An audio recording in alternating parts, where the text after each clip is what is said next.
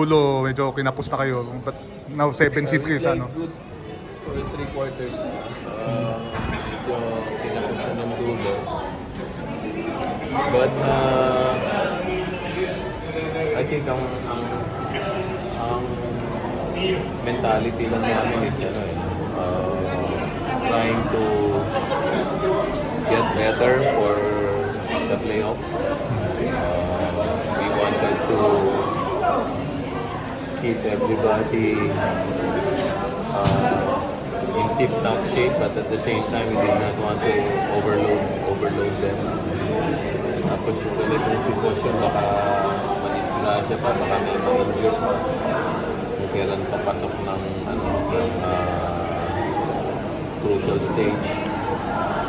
So, we tried to be conservative.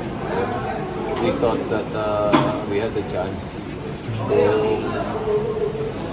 kung medyo lumamang kami ng double digit, baka makachamba ka pa dun sa twice to beat kasi yung 15 kaya lang siguro that's a little further from reality, so mas maliit ang probability mangyari. So we just try to keep everybody fresh, we try to manage the load and keep them fresh for our Wednesday game. Yun lang ang objective natin. Kailangan kami manalo ng 2 beses against a strong team that's been playing well. So,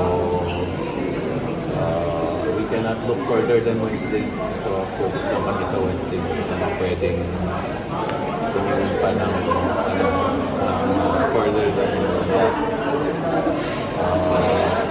By Wednesday, Kaylan and Porter will be good, so they'll be okay by Wednesday. So kasama yun sa management ng namin, ng personnel namin. May injuries pa siya. Si Kaylan yung dati pa niya na magayong ankle.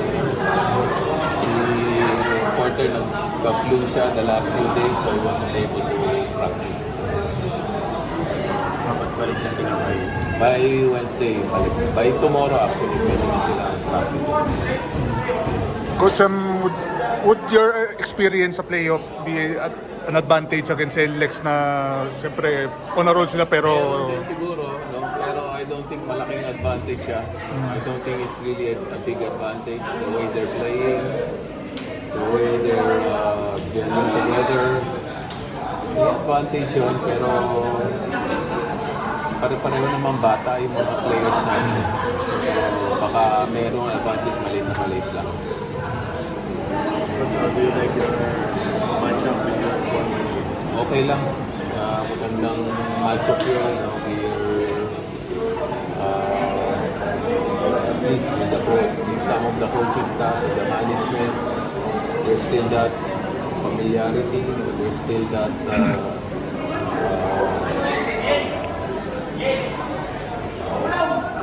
relationship that we built nung nandun pa ako, hindi naman nasisira yun. Pero pagdating sa laban siyempre yun. Isasantabi mo muna yung mga friendships, yung mga relationships. You just want your team to win. So, Wednesday, we'll try to extend it to Friday, then we'll see what happens. Ay, Saturday pa rin. Coach, thank you. Sige, sige. Layo pa kayo. Bayo din maliit from Lalo Norte.